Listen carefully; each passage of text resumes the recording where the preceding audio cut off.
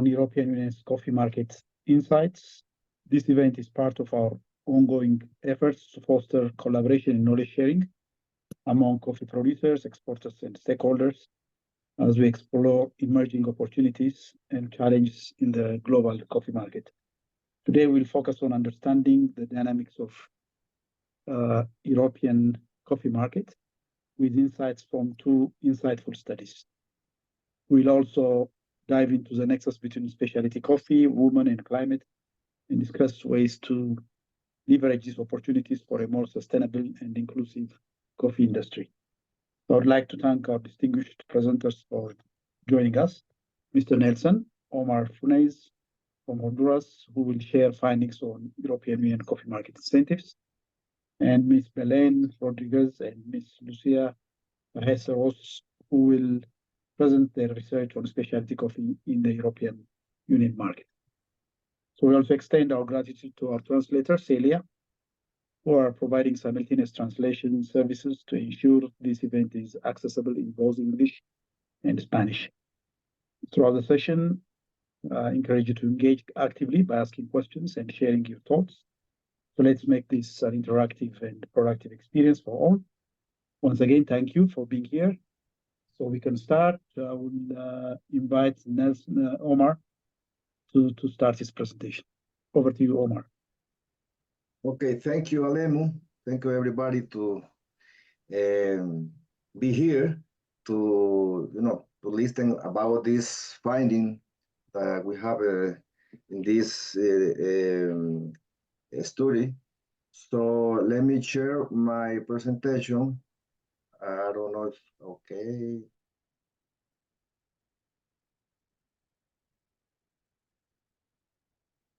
As Alemu said, I am Nelson Omar Funes. I am a international consultant for Spanish Cooperation Office. Also for this project on women, coffee, and climate in Ethiopia. And I have been working on coffee markets, on the coffee markets in Europe. Many of the data that I will share will be already known, maybe, by one of you, because we have done a literature review as well as interviews with experts on the topic, and I would like to summarize all these results and the conversations that I have undertaken.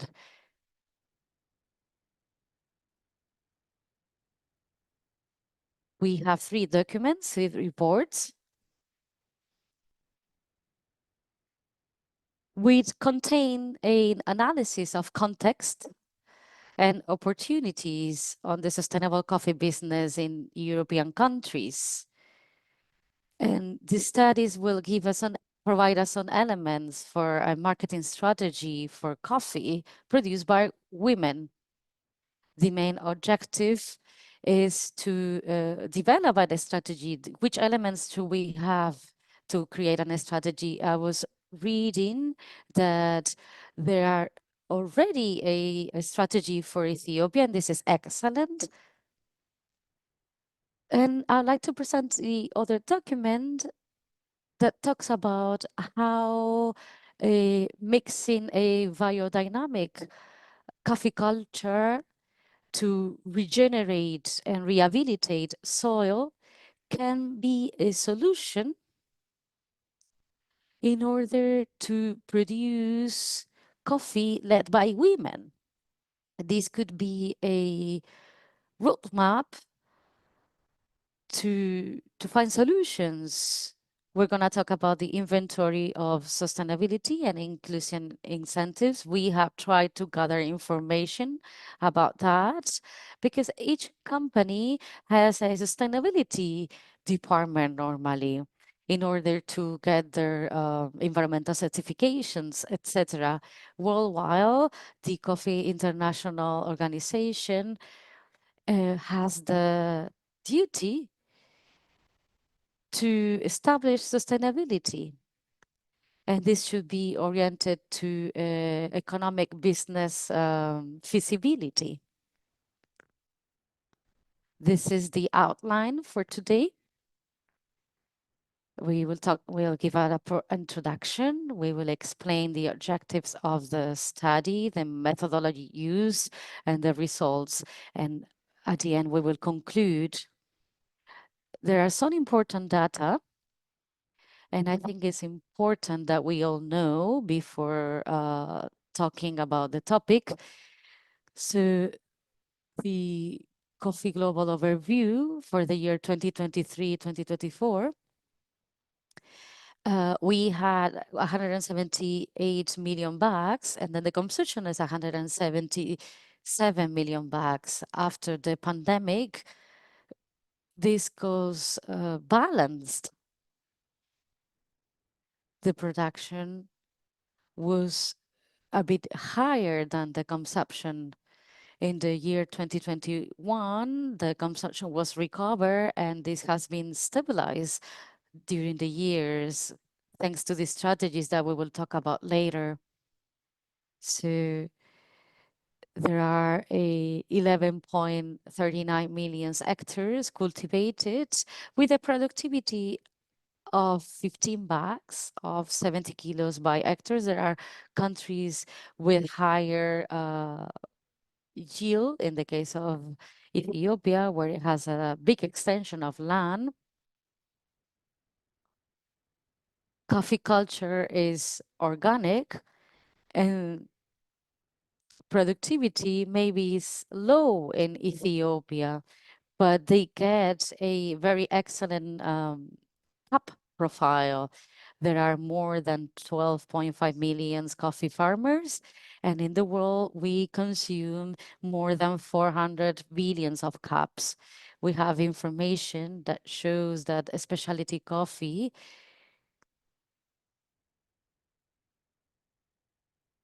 so we're going to talk about specialty coffee, the gourmet coffee, account for 6% of the consumption. We will have a 6% of consumption at a global level, which it's 10.68 millions of bags. So in some studies, it states that a 20% of the coffee that we consume is produced by women, whereas the 70% of the coffee in general passed by women hands, because women are very important for coffee labor workforce. We will talk also about the European markets precisely. Europe is a very important territory regarding coffee consumption at a global level. There's a consumption of 53 millions of bags. There has been a recovery of the consumption, especially after COVID-19. This has been slow, but it's growing. It's growing maybe in different supermarkets, the consumption, and is increasing. Many people are going out now to consume coffee outside after the COVID-19. So we have almost 40 millions of USD. This is the coffee market value, and next year's will be a growth of 4%. So this is a challenge for the production. Right now, we have 130 billion cups that are consumed globally, and the average per capita consumption is in this area, and it accounts for 6 kilos per person per year. So in this area,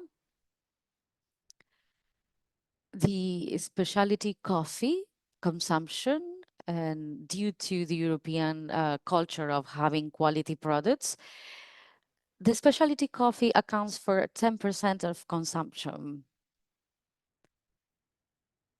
So the conventional coffees will be a 5%, but there is a trend to demand a specialty coffee, to demand a coffee with better intrinsic and extrinsic characteristics and attributes.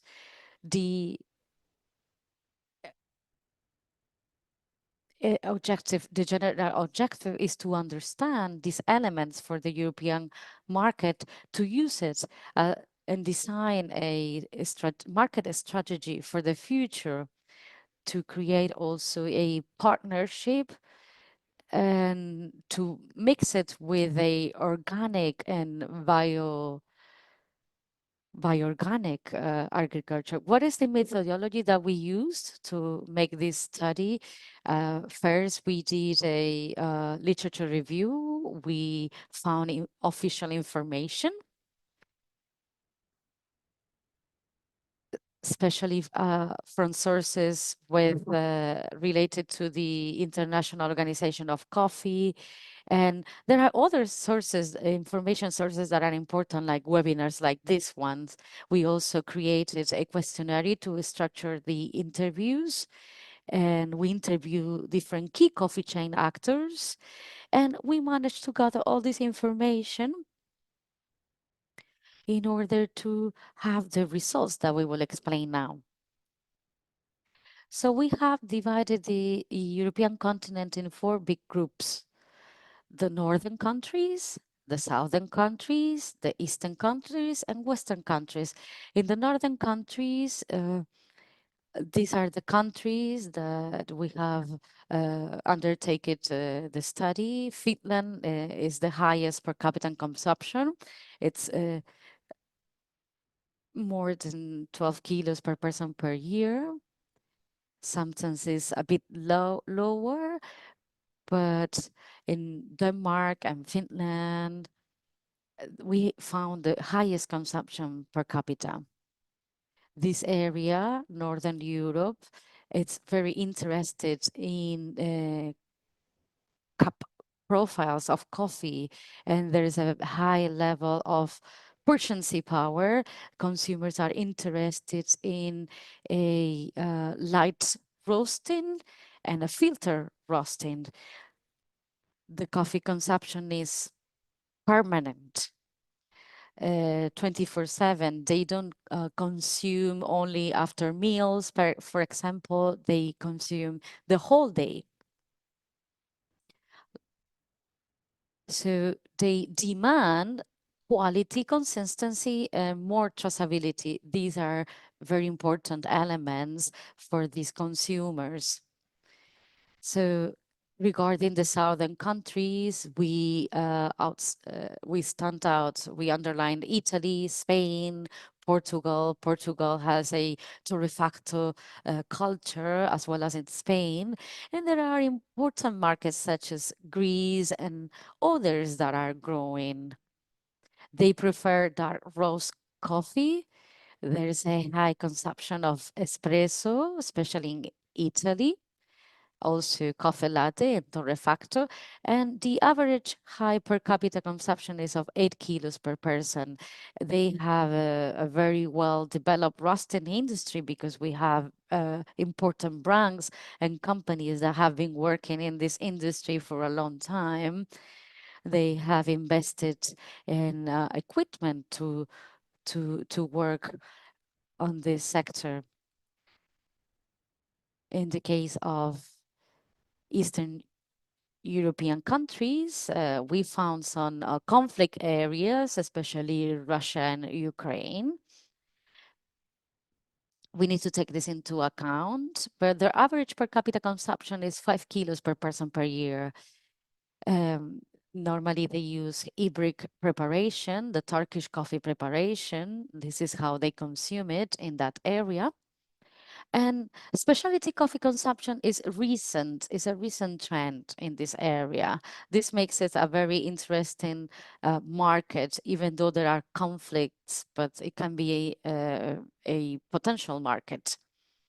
They are developing the specialty coffee industry.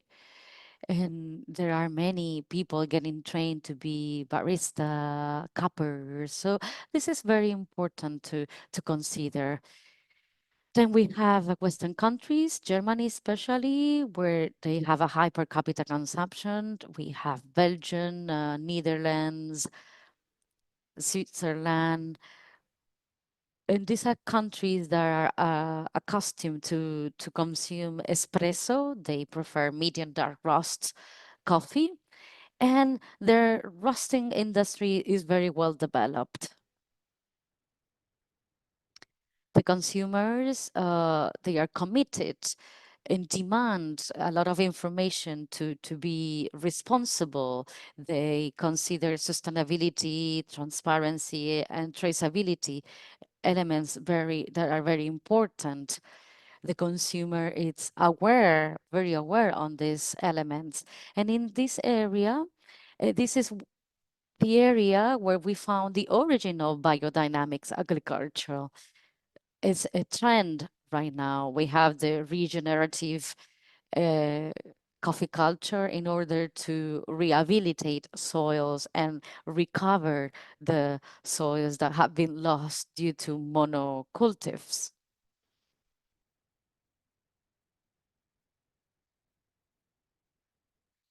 So some of the important trends in Europe, were mentioned a few.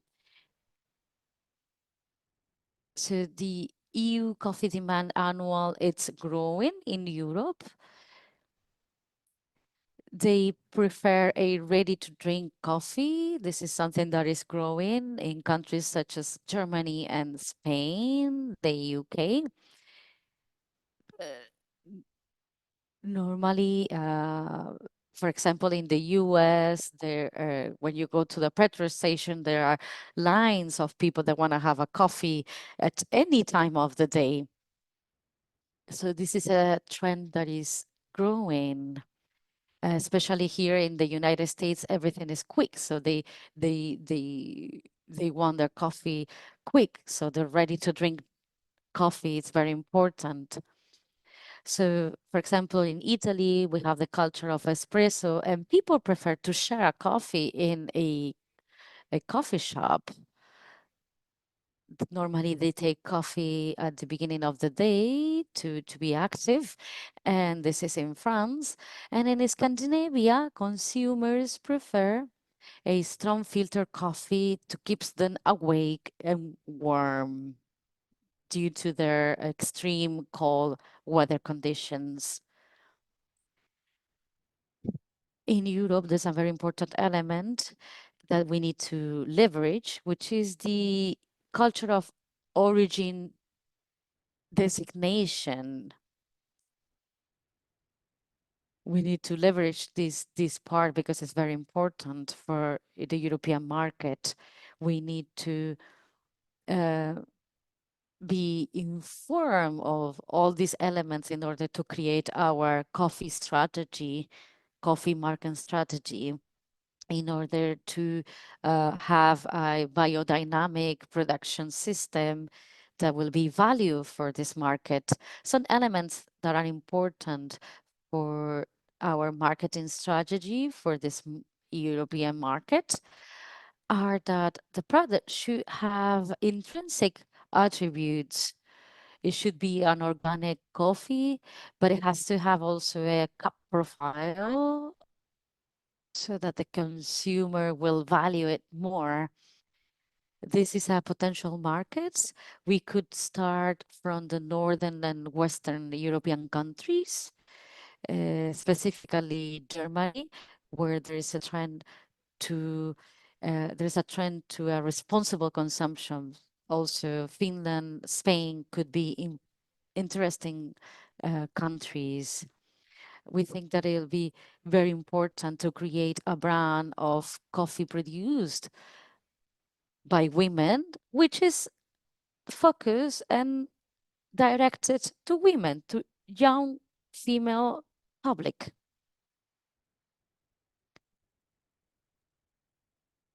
So if we focus on female and young public, this could be an asset. There's also the issue of sustainability and traceability. We need to justify that our coffee has not been produced in deforested areas. And these are key elements to be taken into account. For example, here we can see a Honduran coffee brand that is made by a Honduran woman. It's called Conejo, and it's being sold in Germany and other countries. Another document that we have produced and study talks about organic and biodynamic coffee market. This market is growing. The demand of organic coffee is growing. And we need to call to the attention of everyone, because we need to create and build this trust on the organic coffee. But this market could be value 8 billions of USD. This is a 9% percentage of average annual growth rate. So it's very worth it. In the case of biodynamic coffee market, it's value 800 millions USD. So we talked to different stakeholders, and we realized that the big companies are very interested in biodynamic coffee. So biodynamic, it's a way of life. A producer that talks to me was telling me that a biodynamic coffee can be worth a lot of money because it's a way of life, it's a philosophy of life, it's a comprehensive, holistic way, and it entails the interaction of all the beings, humans, plants, animals, soil, and the cosmos. The soil is considered to be like a being matter. So we shouldn't forget that our main production tool is the soil, and that is alive. So the European consumers, they really regard and demand quality of the soil, of the plants, the animal well-being, and a winning bet will be a biodynamic coffee produced by women. So it will be very important to have a women alliance of coffee in the world.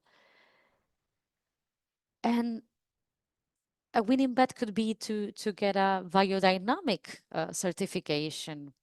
So if we talk about sustainability incentives, we need to take into account the social, environmental, and economic areas of it. These are very important since there are stakeholders that only think of sustainability related to environment or related only to the social part. But we shouldn't forget the economic well-being of the whole coffee value chain actors, especially the coffee producers. This is the main structure. The matrix structure is a personal design that we have created. So we have divided the market with by consumers, importers, roasters, and producers and exporters. Each of these key actors got incentives that were defined according to different dimensions: social, environmental, and economic. So we gave it different points where we established the relevance of each dimension. So red means very important, and yellow will be important. then we analyze the perspective from different key actors, and we design the mechanisms that should be implemented for the compliance, especially regarding the European deforestation regulation, where there are different opinions. Why should this regulation be implemented? Why it should be mandatory, whereas certifications are not mandatory sometimes? And there are other opinions that are more oriented to sustainability, to land conservation, etc. And then we identify the main motivators or drivers to get and define the incentives. So we got different some sustainable incentives, 19 for the consumer level, etc.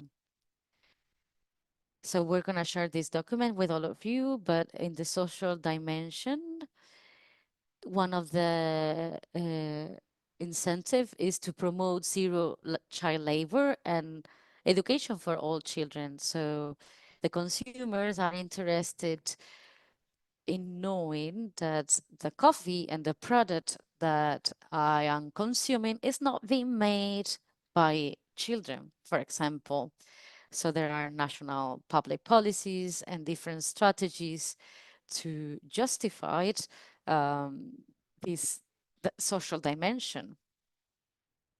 There's also the topic regarding inclusion and gender equity, as well as equal opportunities for women and youth. Here, there are different drivers and mechanisms to promote compliance. This should be implemented in the whole coffee value chain. Regarding the environmental dimension, is very valued by consumers. Regarding the use of pesticides, organic pesticides, there are many debates regarding this topic. There are a lot of demand from the consumers to eliminate products that are not environmental sustainable, and they demand to promote regenerative agriculture. Regarding the economic dimension, we have transparency, shared responsibility, and good business practices. Transparency is key for the coffee value chain, and business practices are also key. So here you can see all the points or the win. At the end, we gave a win to all the dimensions. So we had a total of 120 points. So the 37% of this weight were for incentives that have an economic impact. So this justifies the movement of getting a fair income for the coffee producers so that they can have a decent living income. But if we consider the consumer perspective, a very value incentive is regarding the environmental dimension. And this explains many social movements that contributes to a total of all the SDGs, the Sustainable Development Goals. Each of these dimensions contribute to different SDGs, like to end poverty, for example, the first objective. And this will be the main global objectives. In conclusion,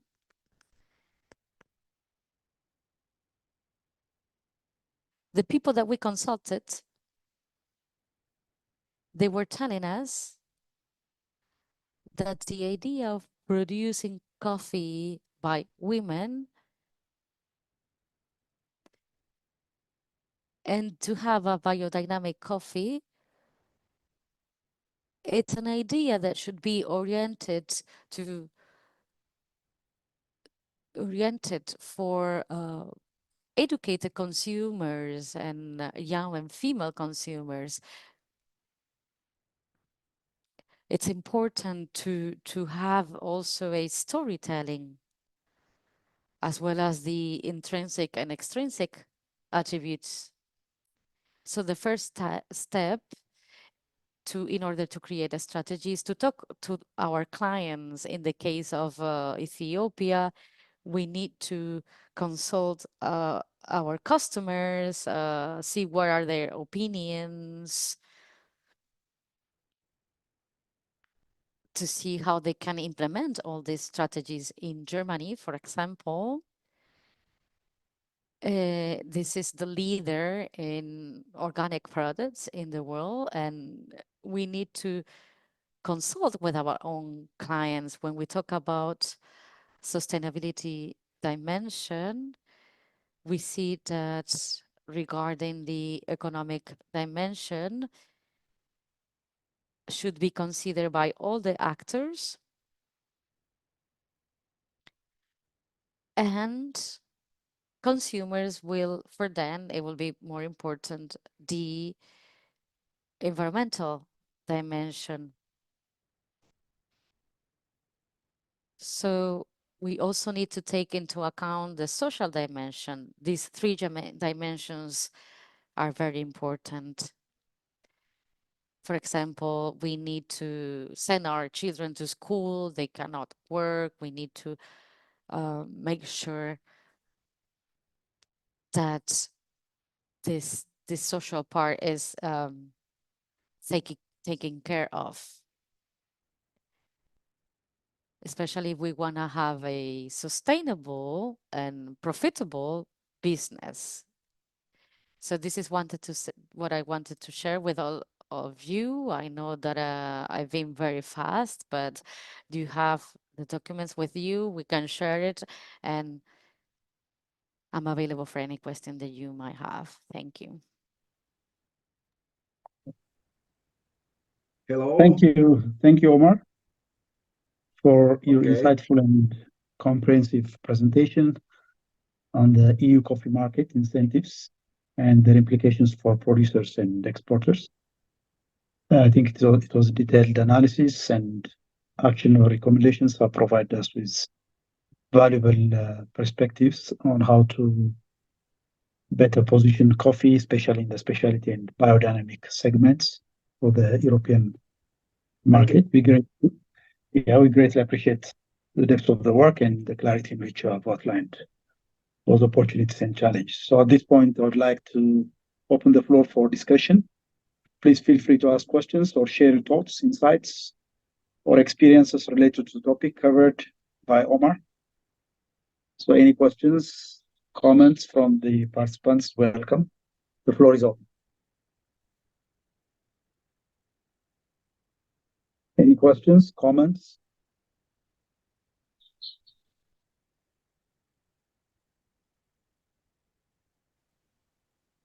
Okay, let's continue with the next presentation. Then if Omar joins, we'll ask the question later.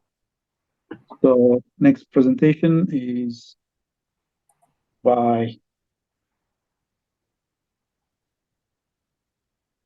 Lucia. Yes. Yeah, Lucia, please go ahead. And Belen. They'll take us through the findings of specialty coffee in the European Union market, key insights into specialty coffee, and the barriers to entry for women climate nexus specialty coffee. Over to you, Lucia and Belen.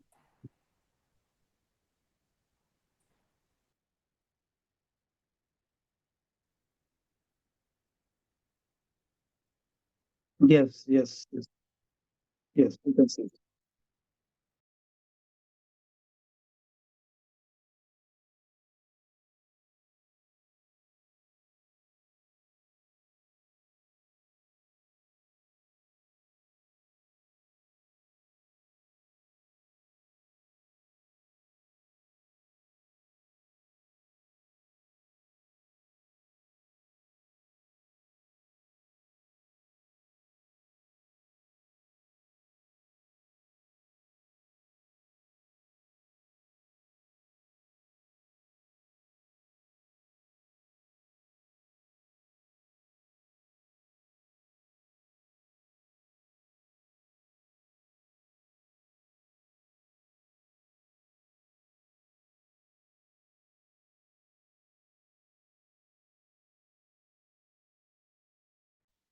Good afternoon, everyone.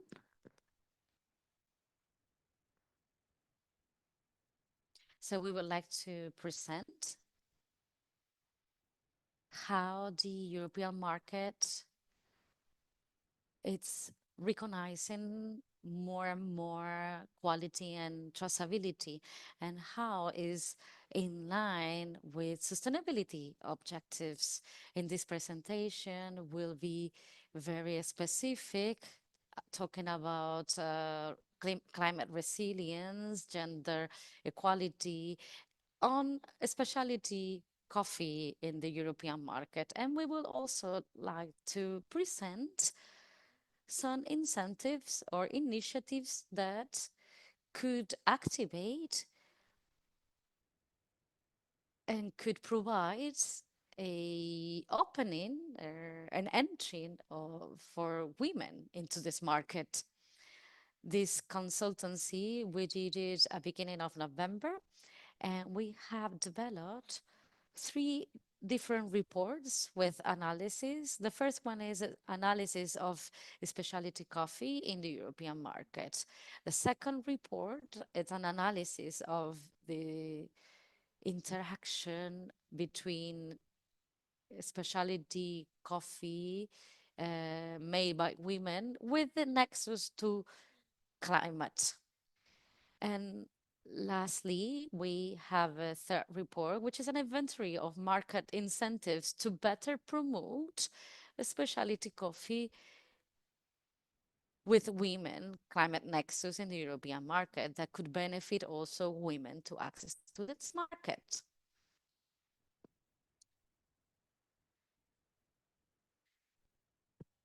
So the work that we have done, we have based it in a literature review.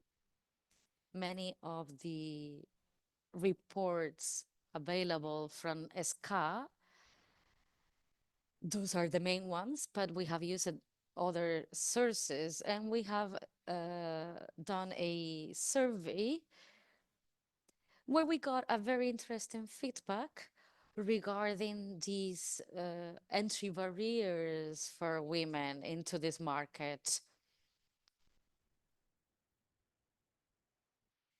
We have done this survey, but we have distributed for a short time. Now I'm gonna give the floor to Belém that will talk about the first report.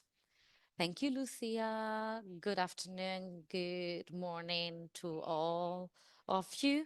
I will focus, as Lucia said, in the specialty market analysis in the European Union. Taking into account that for us, it was very difficult to gather data and to find data and information that was updated. This data was not very was not aligned with some of the sources. So sometimes when we talk about Europe regarding the 27 countries, or sometimes we talk about Europe as a geographic area, but I think we need to underline that we have done analysis on a specialty coffee. So this report that we are presented will be available for you all.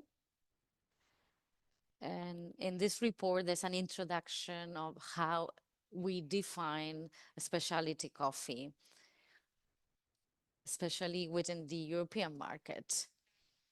So there's a section on this report that is very relevant, and it talks about the European regulations and the requirements to enter this market. There is also a opportunity and threats analysis for this specialty market.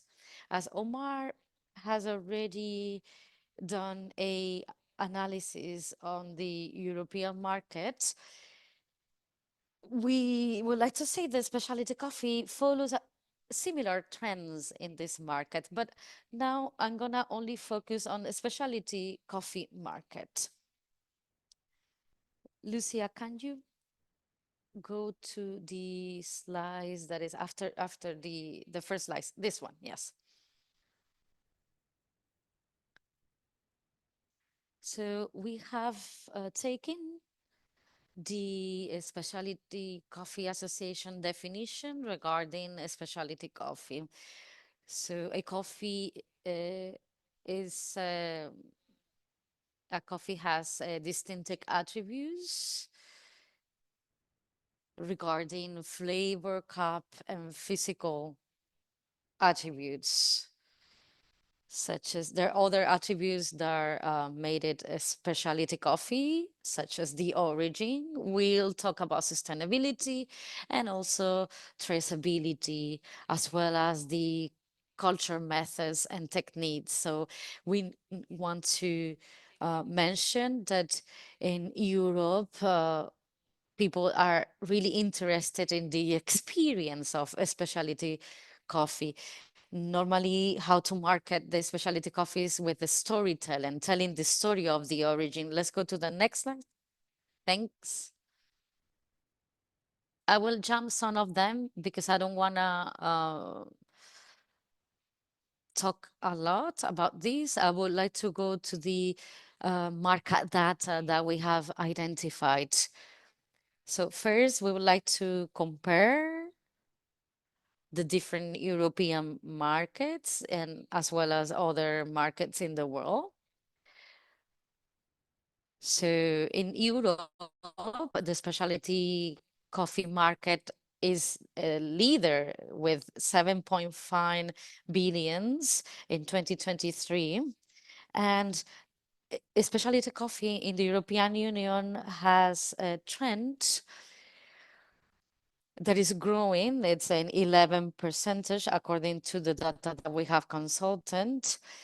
And this may it to have established position up to 2030. Comparing it with other markets, Europe keeps a strong position and takes into account innovation through boutique cafes and coffee shops with different innovation styles of coffee preparation, and also with a focus on sustainability, with a demand of ethical requirements and fair trade, as Omar also mentioned. For example, in Asia, the coffee market is an emerging market. It's been developed. It's been developed really quick, especially among young consumers.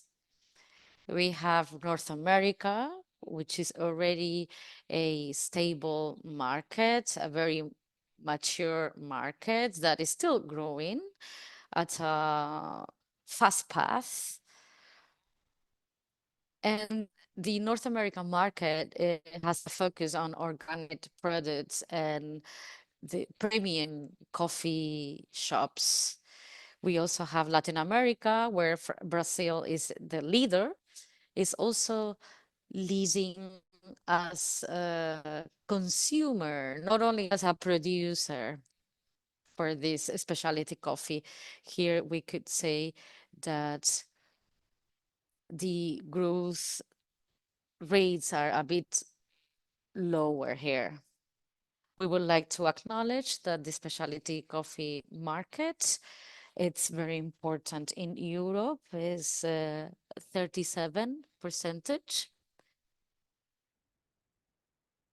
And this is based on a culture of coffee and a demand for sustainability and quality coffee. Next.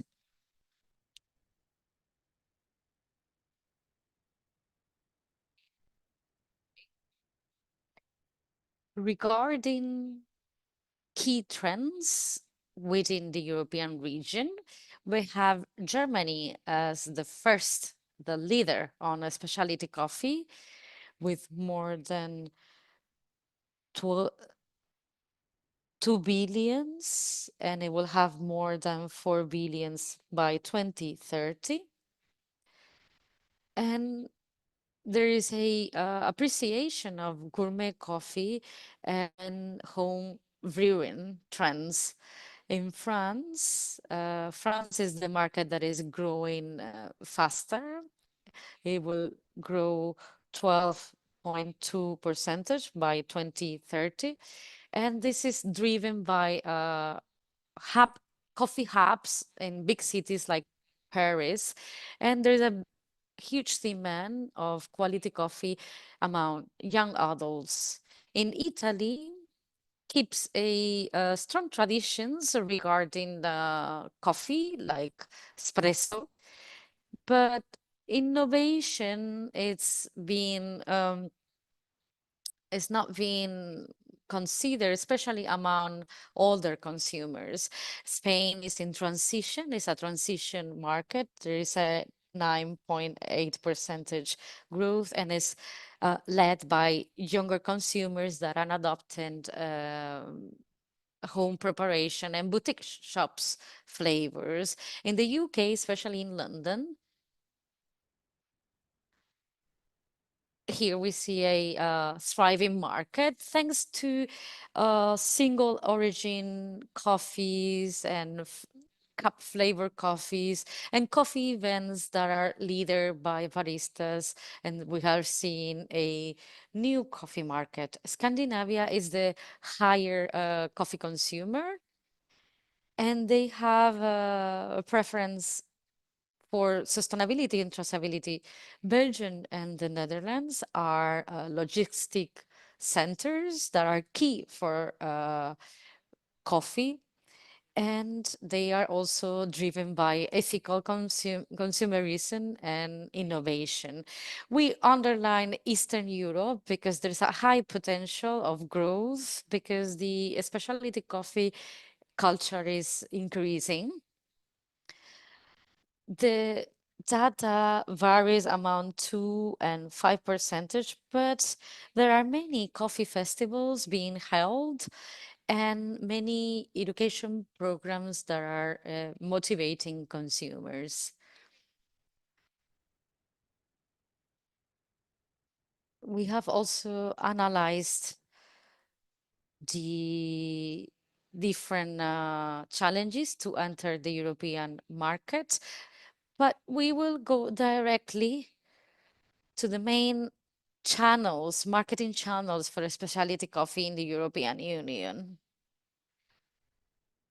For example, the specialty coffee shops and roasters. This is the main channel, and they stand out because they have personalized, customized styles. These players are key because they motivate consumers regarding coffee origin and sustainability. They also reinforce coffee brands, and the main challenges for these actors is that there is a high urban competition, and they have the need to keep quality. We have supermarkets and retailers that are distributing the middle class, high class consumers, and they offer premium coffees to be prepared at home. Their main challenge is that they need a good positioning of their brand. There's the risk to dilute the exclusivity of the product, and we have found different fake practices that they say that they have direct relationships with coffee producers, but it is not true. Regarding the e-commerce, it is a channel that is growing very fast, and this allows consumers to reach unique coffees and customized products. The advantage is that you have a direct relationship with the consumer and a global reach, but the challenge is the high competition and that there's the need for efficient digital marketing and for a robust logistics. There's another model by subscriptions, is very popular in Europe, and this guarantees that regular delivery of coffee, and this promotes client loyalty and a customized service. This is also a education tool, but they need to maintain the interest of the consumer. Finally, direct to consumer sales. This is the best or more preferred channel.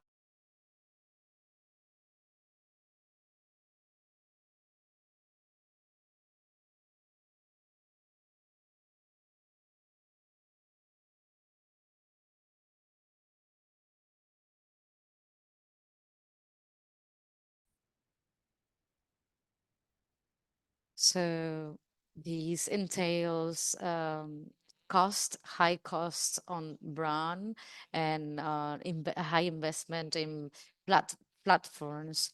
So direct consumer sales have a huge impact in the consumers to change their behavior as well as to change the behavior of the producer. Next.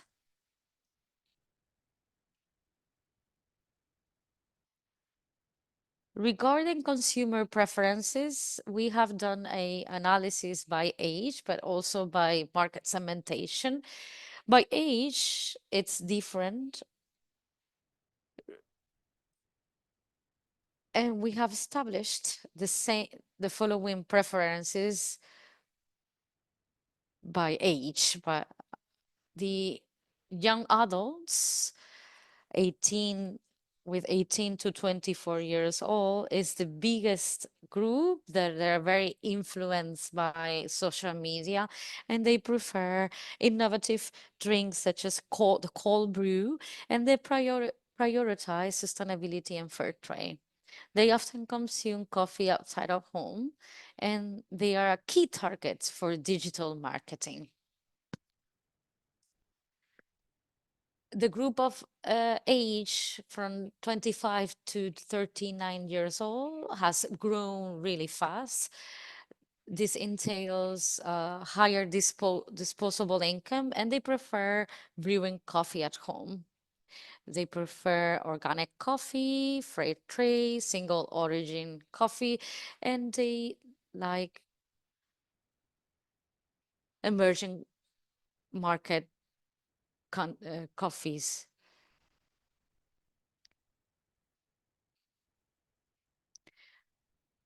If we talk about the adults of 40 to 59 years old, is more stable, and they have traditional coffee habits. They prioritize taste, quality, and they also explore sustainable and specialty options. They take trends slowlier, especially if we compare it with younger groups.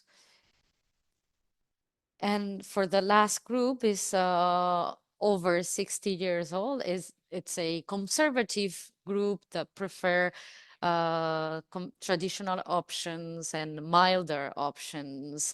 They are very loyal to their brands, and they represent the more stable market in Europe. Next, regarding preferences by segmentation, taking into account origin, health, ethical elements, or premium coffees. So we have single origin coffee that have become a hallmark for the industry that attracts connoisseurs that value coffee and that they prefer specific regions or farms with coffees with very characteristics features. These are educated consumers that prefer healthy options. For them, low acid and low caffeine options are more relevant. because this is a less aggressive experience for the stomach. And they also prioritize organic coffee. It's really demanded among the health conscious consumers.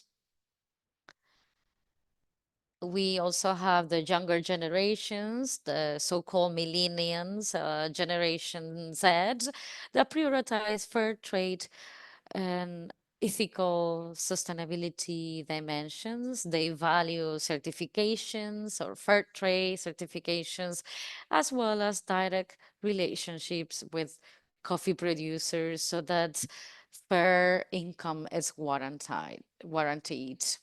For this group, it's very important the story behind coffee, as well as the social environmental initiatives that this coffee can generate, as well as the coffee taste. There's another segment of premium coffee drinkers that consider coffee as a luxury, and they're willing to pay high prices for artisan quality coffee.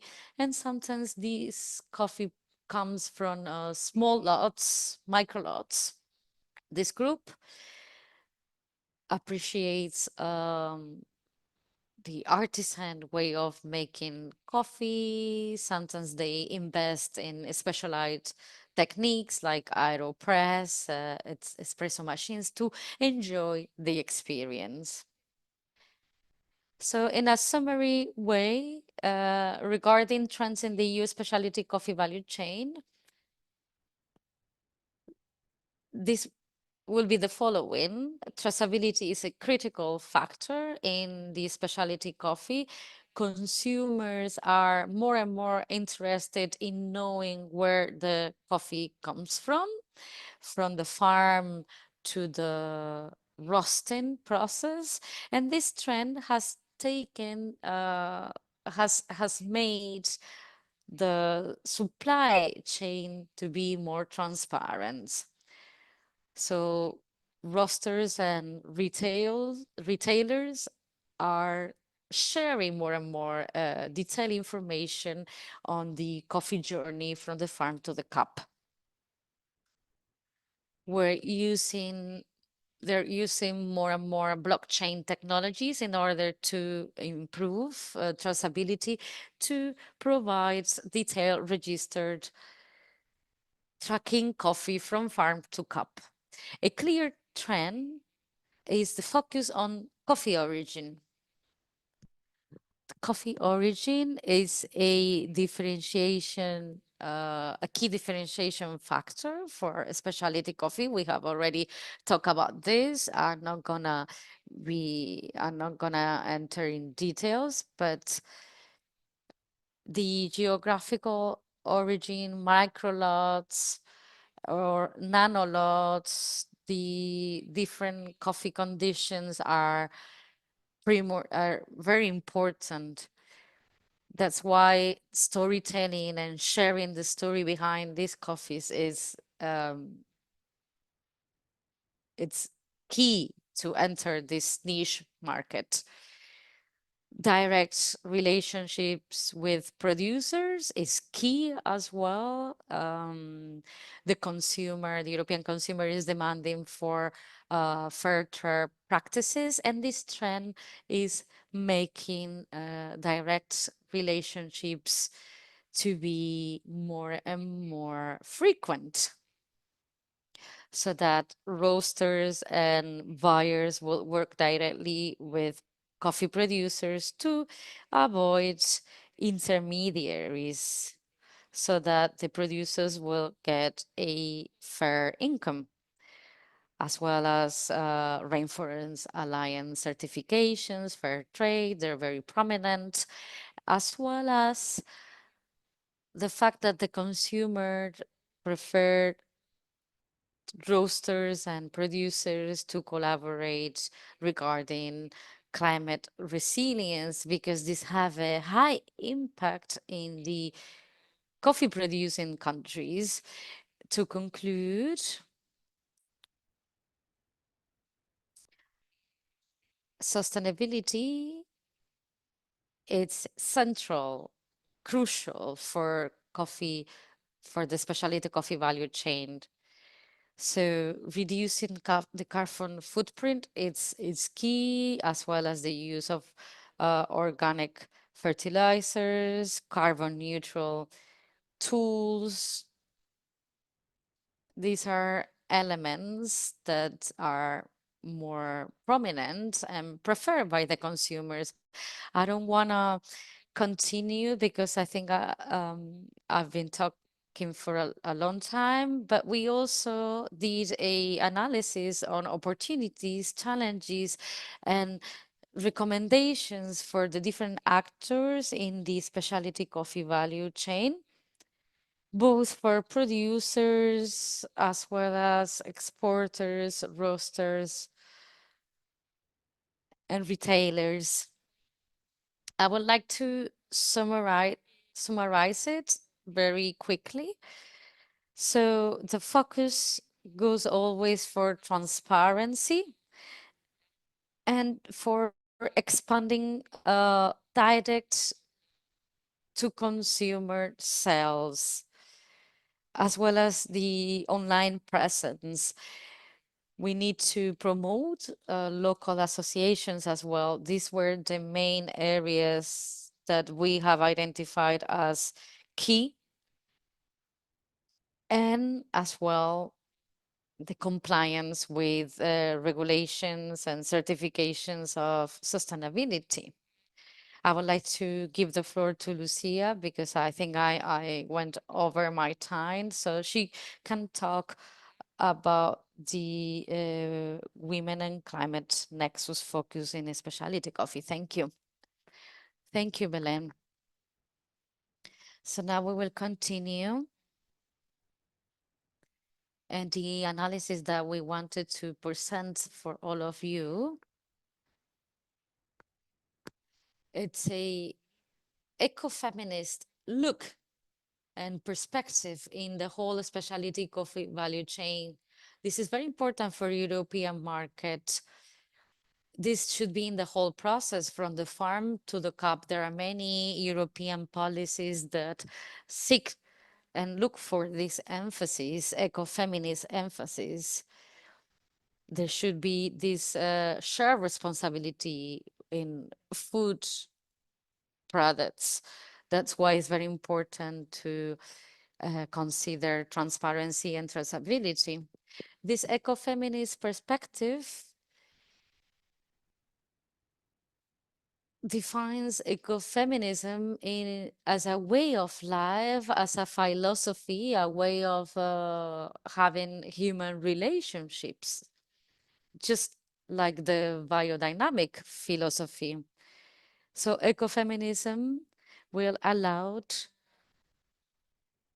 a coffee value chain to be resilient in the farm and in the cup. We need to consider the women participants in the whole coffee value chain. So in the specialty coffee, this message means to add value. There's also the specialty factor is the experience. The European consumer looks for this experience as well. So when we started analyzing this factor, we wanted to contextualize it. We are seeing a growing trends in the market, but we also have some challenges, like the climate challenge is a threat that is telling us that the increase on temperatures and the rainfall changes is affecting coffee production, and this will increase. As Alemu was saying before, the smallholders that normally are the main majority base of the coffee production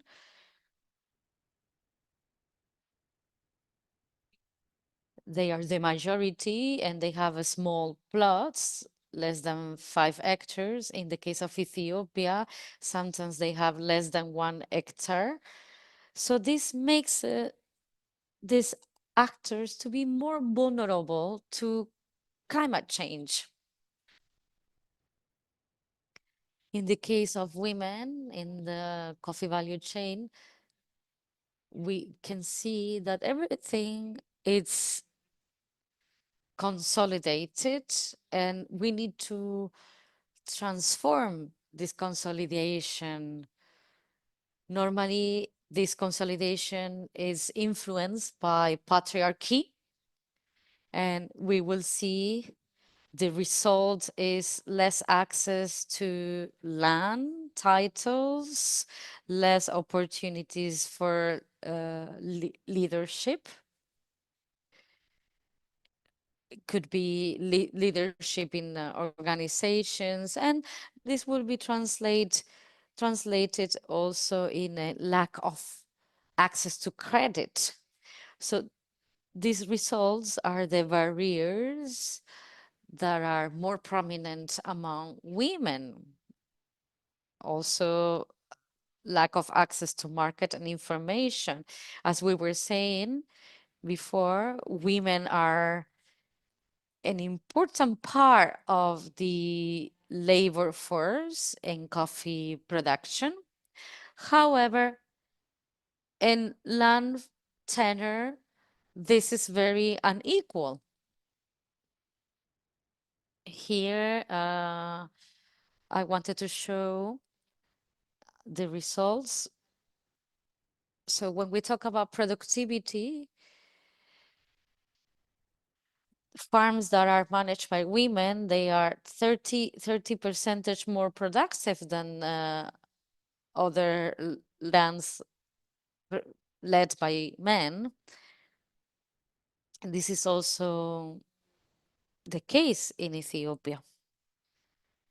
This is the analyze that WISE Ethiopia has made regarding the contribution of the women for the coffee value chain. As we saw before, we found out there are key barriers to enter this market. This lack of opportunities in training and knowledge that we normally see for women. This is even more prominent for women in coffee. Now we're going to talk about this part. We already know the barriers, but we also wanted to talk about the opportunities that we have found out in this analysis. So we need to work considering always the ecofeminism perspective, empowering women in coffee, being empathetic with the women. This will allow us to have a more fair coffee for everyone. It will be more balanced.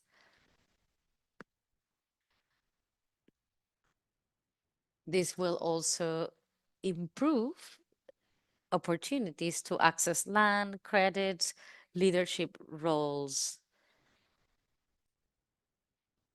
There are also some studies conducted where they show that women undertake climate smart practices to preserve their soil, and they are pioneers doing this within the coffee value chain because they prioritize sustainability as their goal. This has an impact on and allow us to have more healthy societies and a better quality of life.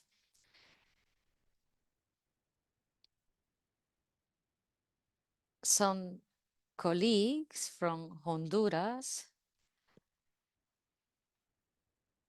they have also made these studies and APROLMA, this is a Honduran association of women that state that together they are stronger. So we wanted to highlight this. The main role of associations such as the International Women's Coffee Alliance,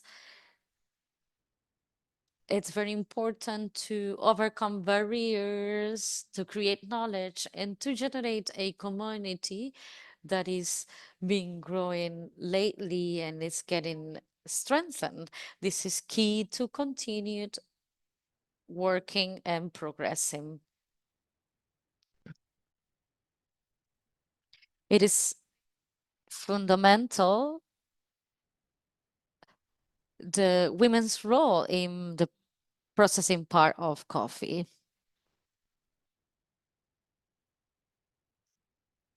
So talking about European markets, these European markets are showing more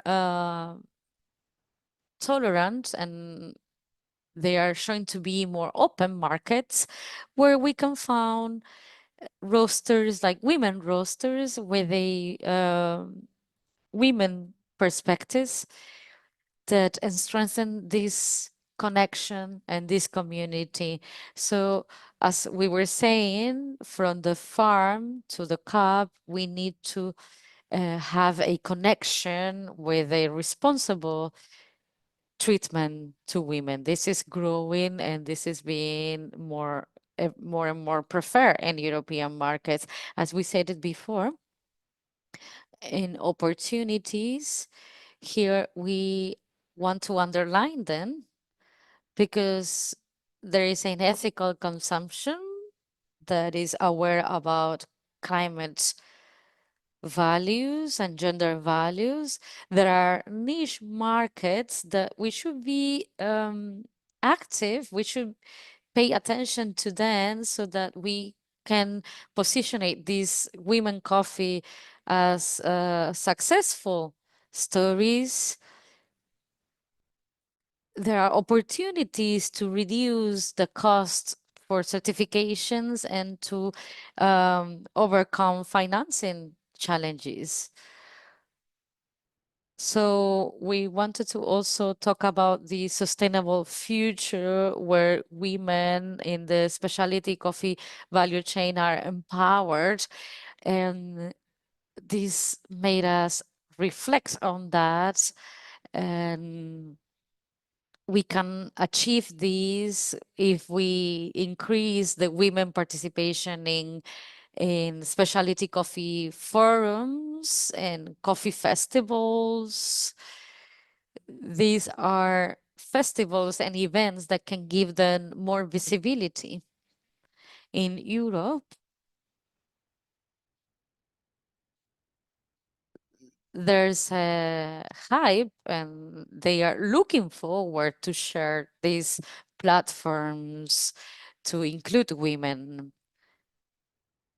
We need to simplify certifications with transparency and using the technologies that we mentioned before. And also, we think that the political impact or influence, as well as value the projects such as the CIRA, it's very important because this project has made us progress on this discussion to make this data available to all of us. These kind of projects allow us to build societies with quality coffee and equal societies. In order to conclude, I'm sorry if we talk too much, but I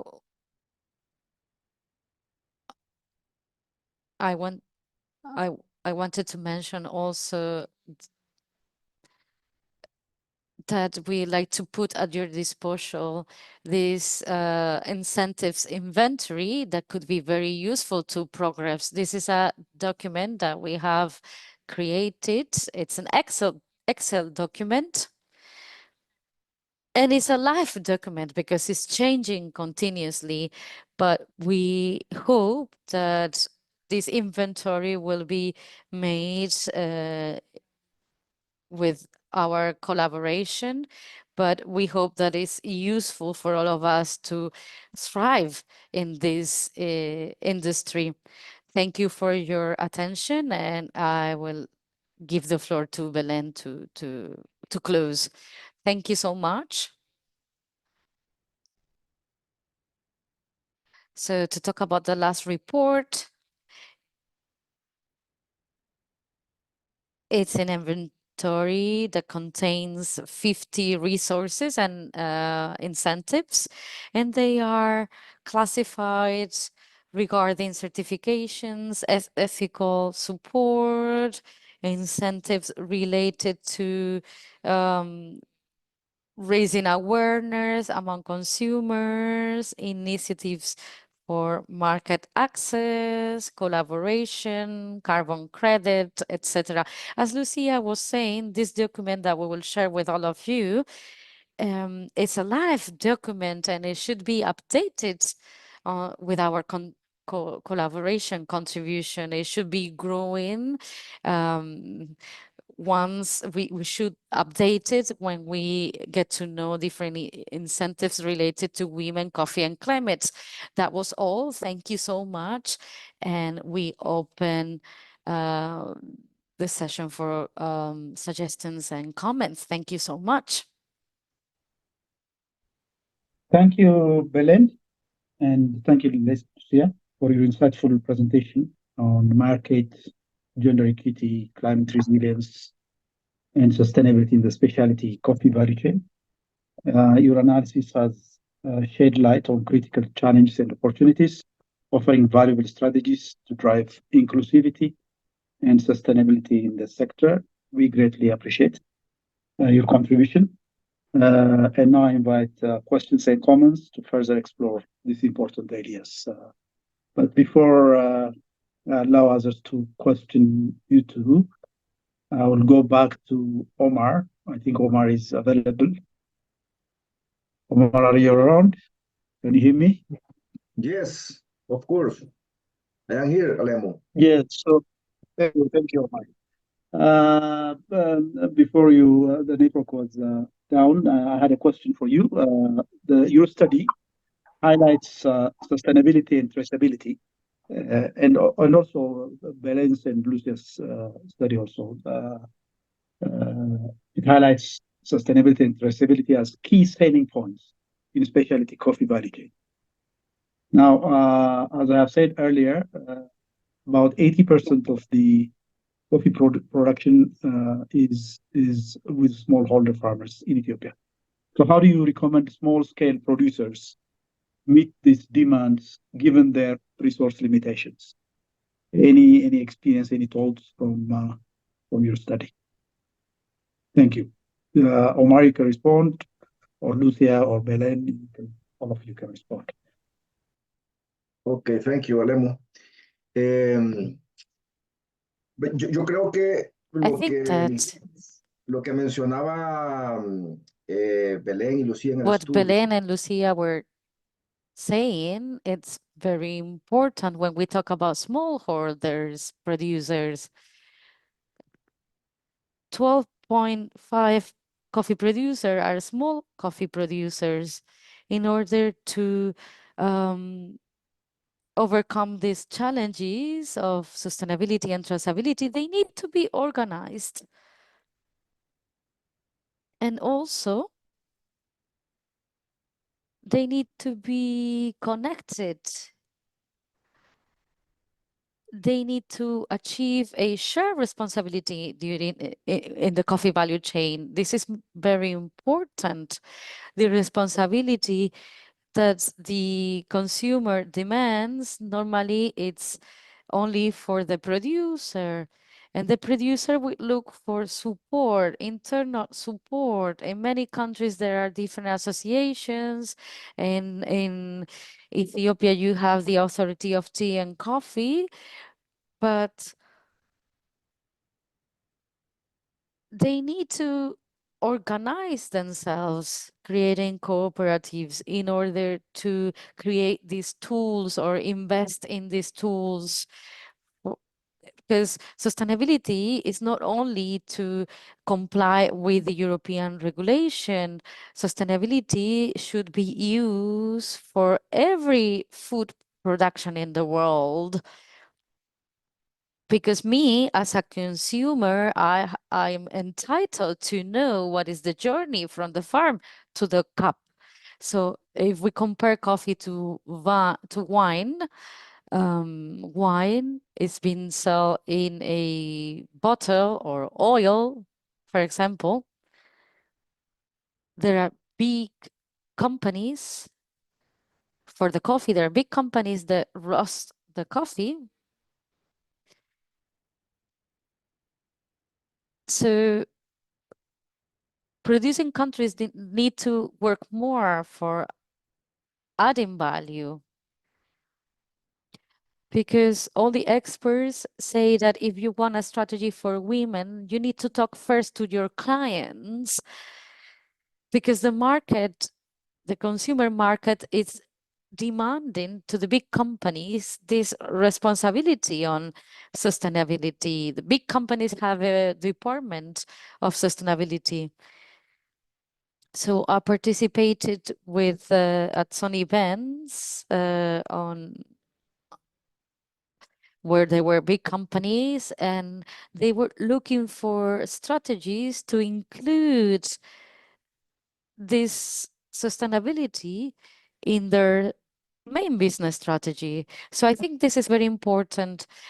Small holders need to be organized, they need to be trained, and there should be a coordination, effective coordination among the institutions that support the small holders.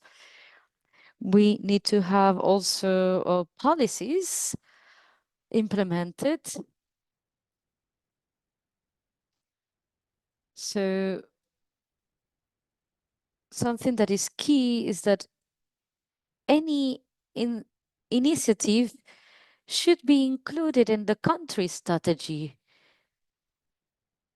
If we are to develop a strategy for women,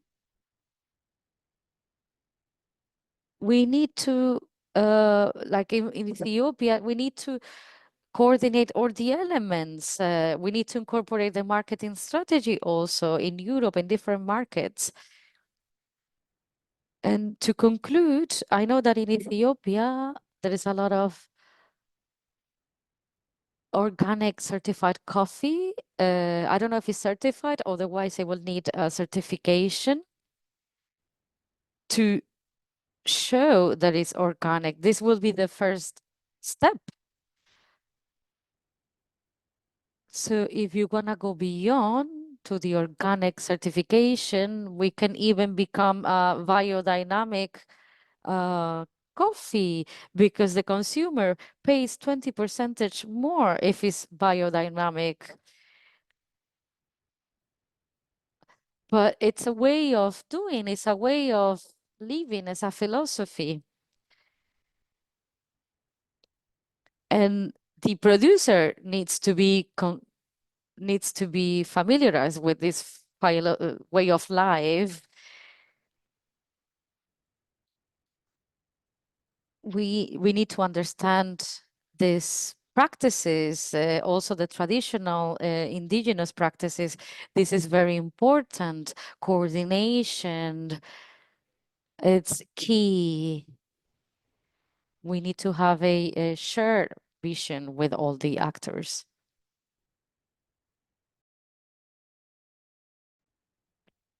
If you allowed me, I'd like to add something else. This is a reflection that we had.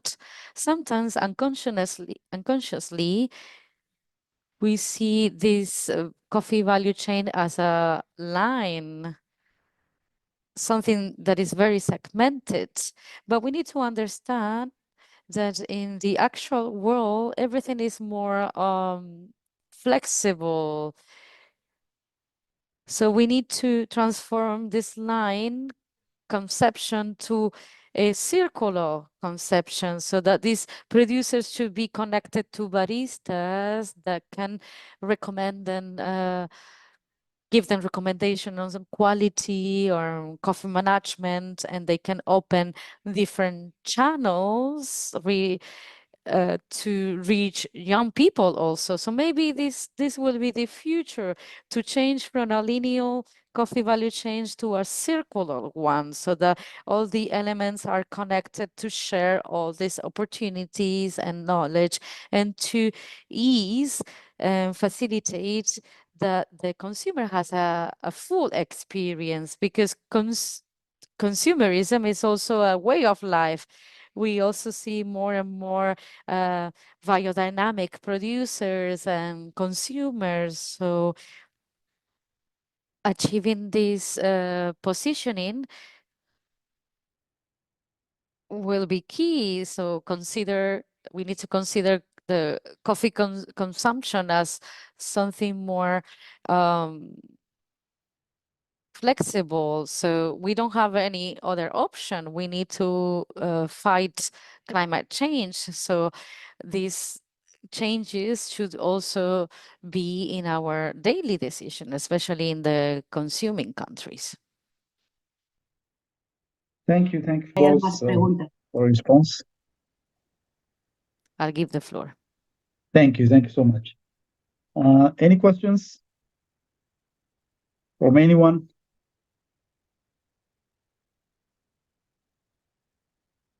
I have another one, but let me give the opportunity for others.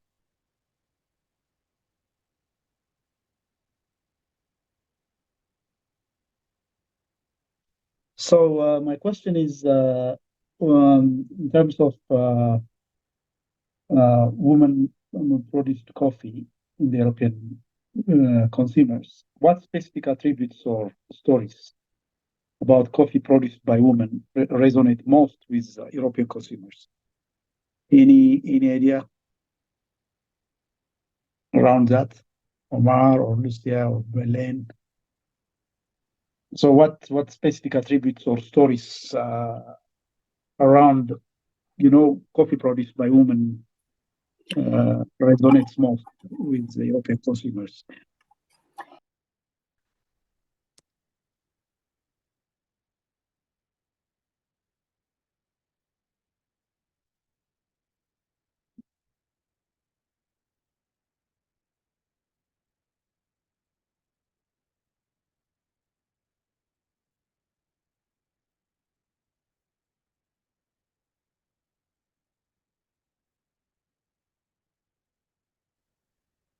So the stories that the consumer looks for are just realities linked to effort, work. We know that coffee is very hard. It's a lot of work in the countryside, and also ecofeminism in Europe.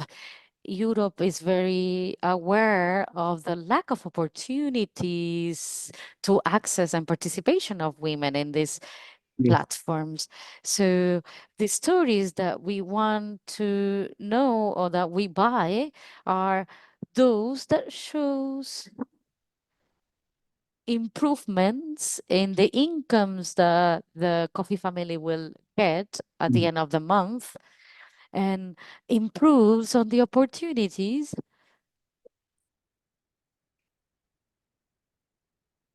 for women. But also, we always talk about the added value. I think that in Ethiopia, the story that has on the coffee ceremony is something cultural that is very strong. As well as in Scandinavia, they consume coffee 24/7. this is the same case for Ethiopia, and this is history, and women are the main actors of the coffee ceremony, not only in the countryside, in the farm, but also in this all these cultural aspects of coffee are stories that make the coffee cup more human. So we need to see the product beyond the physical attributes, beyond the sensorial attributes. So to give it a conscious look and perspective. Yeah. I'd like to share also an Okay. idea, as well as the cup profile, as well as the importance of the cup profile. Extrinsic attributes, the face of what I am consuming, is as important.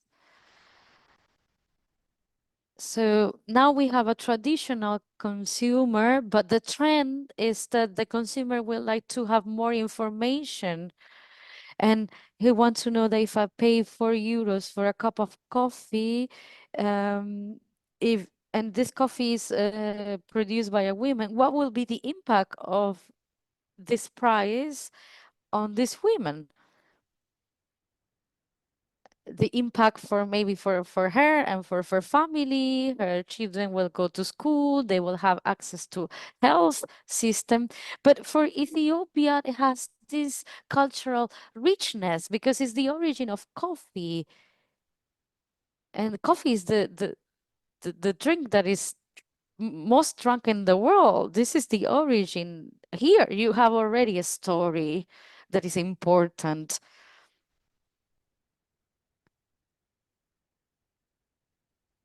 I know that you're already leveraging this aspect, but this could still be a key element for a women-produced coffee, as well as the biodynamic coffee. Most of the coffee is organic or natural coffee. This mix between the women produced by coffee and the organic coffee will be very important. All the certifications are also good, like freight trade, but I think that a good mix will be the fact that the coffee is organic and produced by women. Also, the idea on how this coffee family protects the landscape and the soil. In Europe, for Europe, you have a unique product that cannot be repeated, where there is an interaction among the genetic factor, original genetic factors in Ethiopia. We have the culture, the identity, culture of coffee, as well as the microclimate.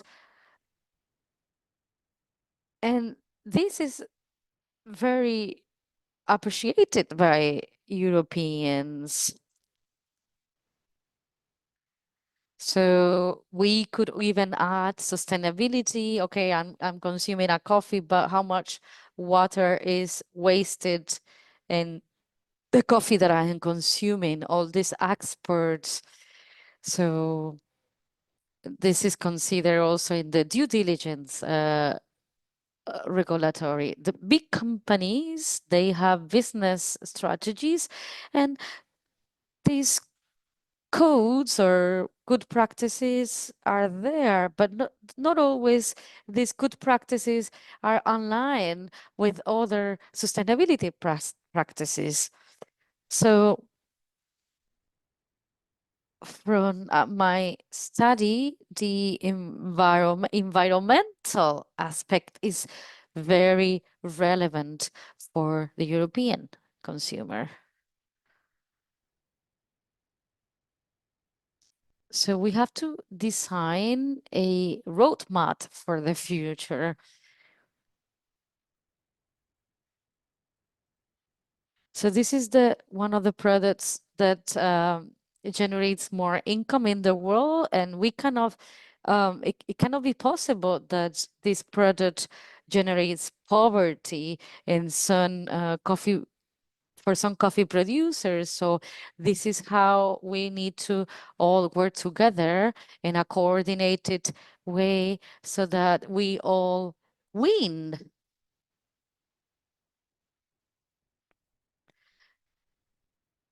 So if we are all winning, we are all winning. And if sometimes we have difficult moments, everybody in the coffee value chain will have to undergo these difficult moments. So we all need to be aligned so that the consumer has the best experience, because this product that we're giving him, it's an excellent product complemented by the story that is behind. So it's more than a drink, it's an experience. So 40% of the part, it's certified. So the trend will demand traceability, sustainability, and a warranty that these products are safe. And this will be demanded more and more. Thank you. Thank you so much, Omar. Thank you, Lucia. Any more questions, comments from participants? Any questions? I'm not seeing any hands, or I think there are no more questions. So thank you all for your participation in today's webinar. A special thank you to all our presenters, Omar, Belen, and Lucia, for their insightful contributions, and to our translator, Celia, for ensuring seamless communications throughout the session. As part of our commitment to fostering ongoing knowledge exchange, we'll edit the recording of this webinar in both English and Spanish and make it available on the EthioLatinCoffee website as well as on our YouTube channel. And feel free to share the recordings widely within your networks to continue the conversation. Thank you again, and we look forward to your participation in future events. And have a great day and have a great evening. Thanks so much, everyone. Thank you very much, Alemu. Thank you. Thank you. Thank you, Alemu, Rea, and also Muchas Spanish gracias. Cooperation. Thank you. Bye. Thank you. Bye-bye. Thank you. Bye. Gracias. Muchas gracias. Bye-bye. Bye bye. Thank you. Hi, Bea. Thank you. Bye. Bye. Bye bye. Bye bye.